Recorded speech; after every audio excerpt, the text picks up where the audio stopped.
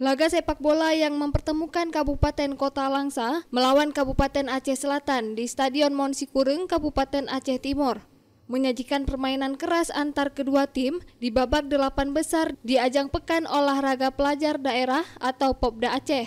Sejak awal pertandingan, kedua tim melakukan berbagai pelanggaran hingga salah satu pemain dari Aceh Selatan terpaksa diboyong keluar karena cedera. Sejumlah kartu kuning dikeluarkan wasit yang dipimpin Mustafa Kamal di laga tersebut. Tidak hanya itu, permainan keras yang dimainkan kedua tim mengakibatkan terjadinya kerusuhan yang berimbas 2 kartu merah dilayangkan wasit. Kalah dari Aceh Selatan, pelatih cabur sepak bola Kota Langsa, Fakrul Razi mengatakan puas dengan permainan anak asuhnya meski menyayangkan kepemimpinan wasit. Kami mungkin anak-anak dari Langsa mungkin yang sudah berjuang semaksimal mungkin, tapi dari kami dari pertama kami meragukan kepemimpinan wasit dari Mustafa Kamal karena dari pertama kami mengajukan protes terhadap ke PSSI dan ke panitia penyelenggara Popda Aceh. Jadi memang surat secara resmi dan secara lisan sudah kami sampaikan, kami Kota Langsa tidak mau dipimpin oleh wasit Mustafa Kamal yang menurut kami wasit yang sangat-sangat jelek.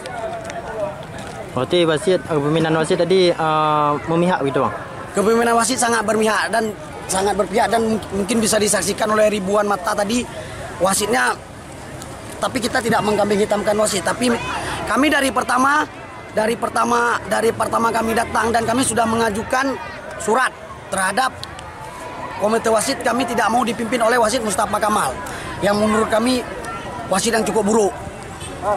Oh, untuk faktor kekalahan nih bang, apakah ada karena fisik nih bang, atau gimana bang? Mungkin kalau fisik mungkin iya, tapi yang namanya Aceh Selatan kan baru main juga, mungkin kondisi fisik semua sama bang. Mungkin cuma ada beberapa pemain yang cedera, ya mungkin mereka tidak bermain maksimal.